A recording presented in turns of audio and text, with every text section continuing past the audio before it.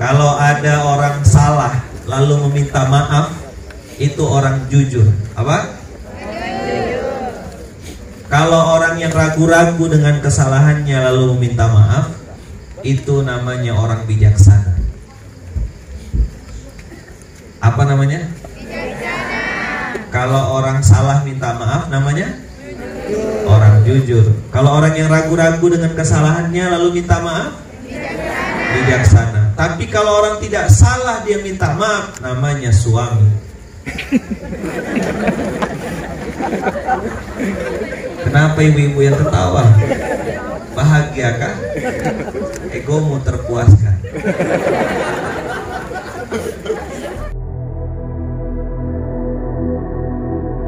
Hanya terlupai Subbreakery Moham Bogis Channel.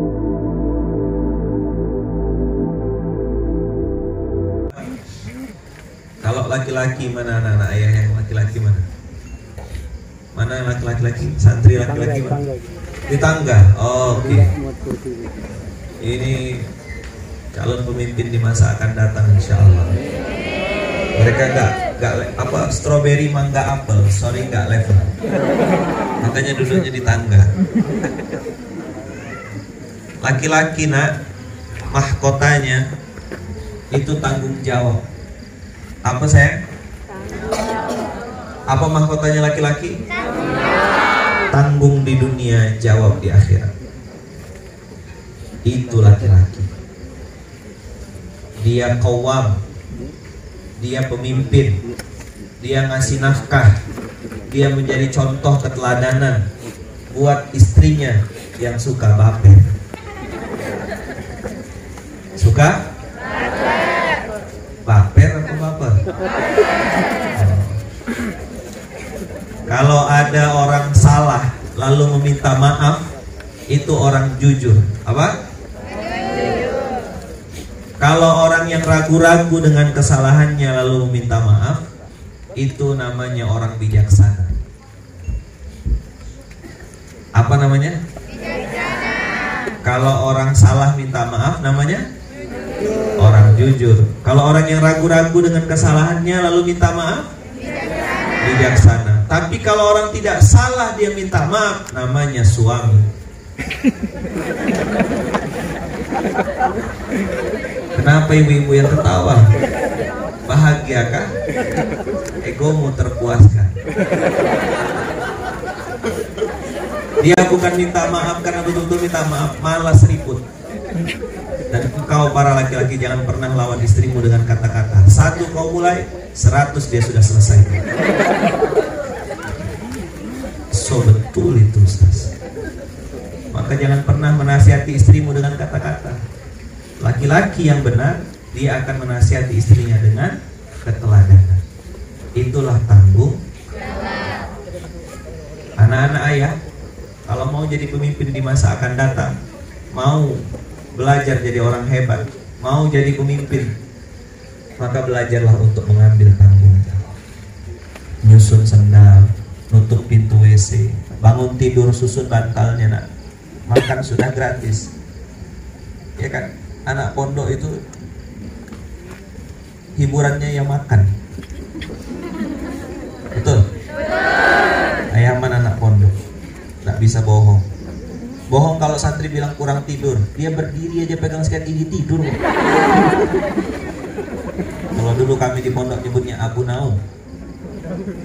Kalau sudah mengukur meja, itu bisa bikin pulau Sulawesi.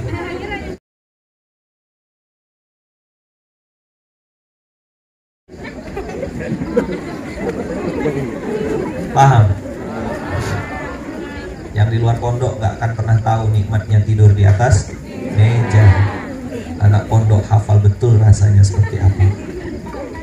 Kalau santri putri, jangan tanya. Bu, lihatlah laci mejanya. Engkau akan menemukan roti, barongki, semua ada di laci meja. Gurunya lagi ngadap papan tulis, apalagi pakai nikop. Nah, yang ketawa-ketawa itu pelaku ya. Betul nak? Hah? Iya. Pokoknya di pondok hiburannya makan. Betul itu. Maka mak-mak paskas, kakak-kakak paskas yang hari datang, kalau datang ketemu anak pondok, bawakan dia makanan. Takbir. Subhanallah. Kenapa abang-abang paskas, kalau anak-anak santri nengok abang-abang paskas bahagia? Karena pasti dapat makan. Bagi mereka orang tua datang, paskas datang, perbaikan gizi. Makanya kantin tidak pernah sepi. Itu ikan piranha semua yang masuk.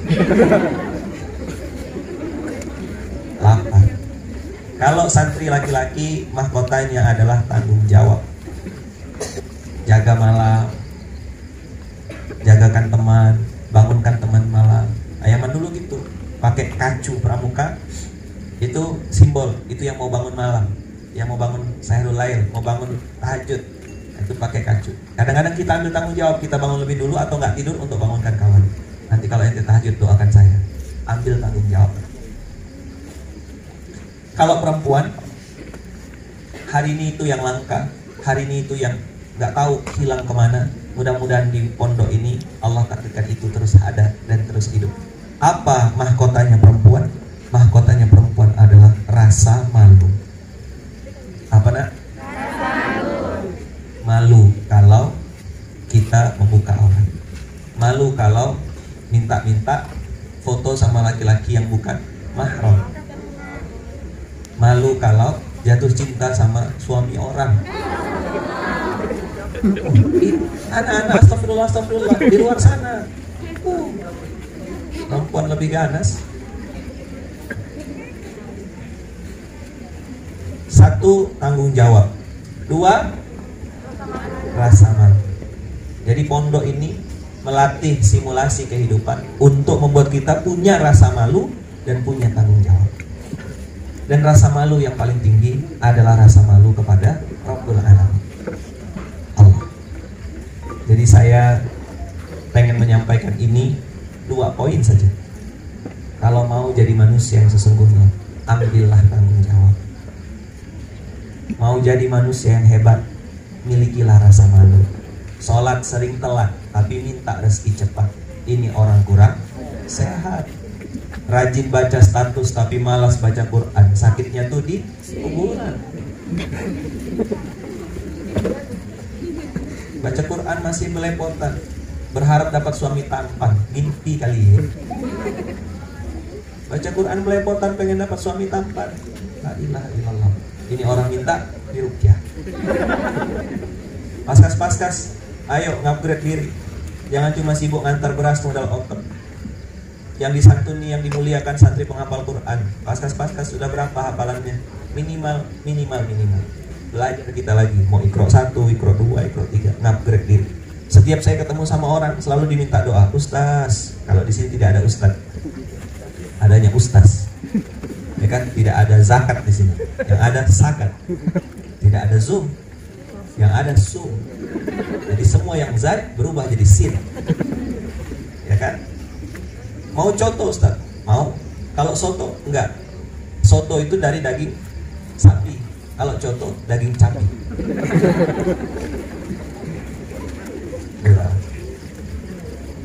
Sampai mana tadi? Sampai soto. Tanggung jawab. Kalau punya rasa malu, maka kita akan terus mengupgrade dan memperbaiki diri. Itu kenapa tidak ada alumni santri yang Ayahman gaungkan dan sampaikan hari ini, jadi santri sampai mati. Coba dulu. Jadi santri sampai mati. Belajar terus tanpa henti. Belajar terus tanpa henti. Apa? Belajar terus sampai mati.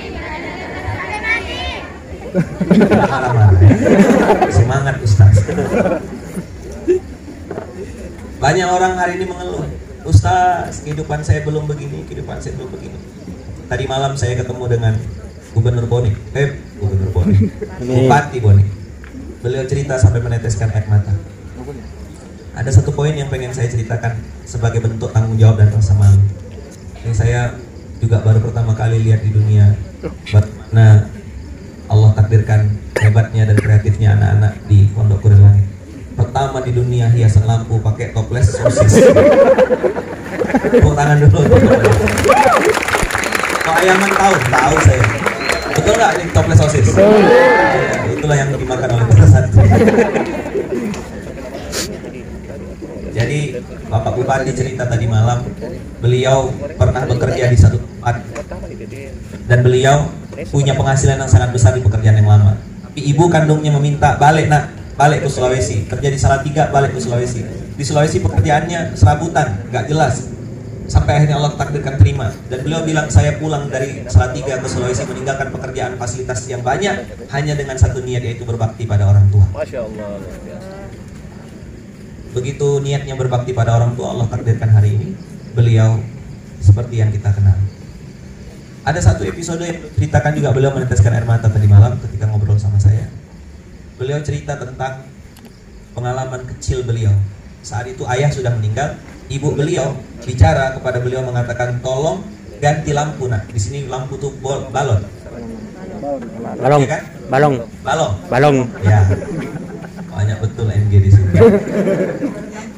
Balong lampu. Ganti nak balong lampunya. Iya. 1 jam kemudian belum diganti karena Puang sedang mengetik skripsi, sedang konsentrasi penuh. Takutnya hilang moodnya, hilang skripsinya. Sedang nulis, datang lagi mamanya. Nak, belum kau ganti balongnya nak. Iya. Sudah 2 jam. Yang ketiga, beliau datang lagi, nak tolong ganti bola lampunya mati. Nah, beliau si bupati ini Puang waktu itu jawab begini, ibu ini ya, kalau bahasa kita terjemahannya tuh, mama ini, Puang ini, kita ini kalau bahasa sini ya, kalau minta sesuatu seperti kapas dan api, itu bicara, itu juga mau diwujudkan. Kalimatnya pendek aja. Lalu mamanya Puang membanting pintu. Di situ kata beliau neteskan air mata, lalu beliau bilang, saya tersadarkan sesadar-sadarnya bahwasanya saya salah berkata-kata tadi. Apa yang beliau lakukan? Beliau pergi ke toko, lalu ambil motor, beli lampunya, ganti lampunya. Setelah selesai dipastikan lampunya hidup, beliau datang menghadap kepada ibu kandungnya, lalu cium kaki, cium lutut dan minta maaf. Sampai ibu kandungnya mengusap-usap kepalanya dan mengatakan, kau tak boleh bicara begitu nak. Tapi karena kau sudah datang meminta maaf, aku maafkan dan aku ridhoi dunia dan akhirat. Saya mau nyampaikan apa? Dan Puang tadi malam meneteskan air mata sambil beliau musap-musap matanya. Beliau bilang, seandainya Ustaz, saat itu saya tidak datang meminta maaf kepada ibu saya, sudah pasti hidupku hancur. Tadi Kiai Syahid menyampaikan di atas bahwasanya hari ini banyak anak yang jadi anak durhaka. Setiap hari jadi anak durhaka. Begitu juga banyak orang-orang tua hari ini datang kepada saya, Ustaz, tolong doakan Ustaz, anakku jadi penghafal Quran. Bagus, saya nggak menyalahkan. Tapi pertanyaan selanjutnya, tidak malukah engkau mengharap anakmu jadi penghafal Quran, sedangkan engkau tidak menjadikan dirimu penghafal Quran buat kedua orang tua? Hai orang tua, muhasabahlah, introspeksilah. Berharap anakmu jadi anak soleh. Pertanyaan selanjutnya, sudahkah engkau jadi anak soleh buat kedua orang tuamu? Ini poin yang saya mau sampaikan malam hari ini. Cuma ini aja, kita sibuk menuntut orang lain baik, lupa memperbaiki diri kita jadi orang baik. Sama kiai hormat, respect, cium tangan. Sama orang tua biasa aja. Kalau boleh cerita nak, Ayaman pernah di pondok 10 tahun, pernah salah, dan kesalahan itu kesalahan yang sangat fatal. Apa? Meninggalkan Quran, meremehkan sholat 5 waktu, cuma tidak tepat waktu. 5 tahun di Malaysia, babak belur habis dibantai Allah. Kenapa? Anak pondok, insan ma'had. Orang yang nggak tahu ilmu, biasa aja dibantai Allah. Nggak mungkin, nggak pernah sholat, dia nggak apa-apa, sholat cuma 3 waktu. Idul Fitri, Idul Adha, Jumatan, 3 waktu sholatnya. Memang nggak pernah pondok. Tapi kalau anak pondok, mantan santri, ninggalkan sholat, ninggalkan Quran setelah keluar dari pondok nanti, Masya Allah, tabarakallah, inna adabi la syadid. Saya sudah ngalami 5 tahun. Tapi mama kandung saya bilang, waktu balik nak ke Pontianak, saya gak berpikir apapun. Waktu itu mau lanjut S3 seharusnya. Tapi mama saya bilang balik ke Pontianak, cuma satu yang saya pikirkan, birrul walidain, bakti sama orang tua. Saya balik.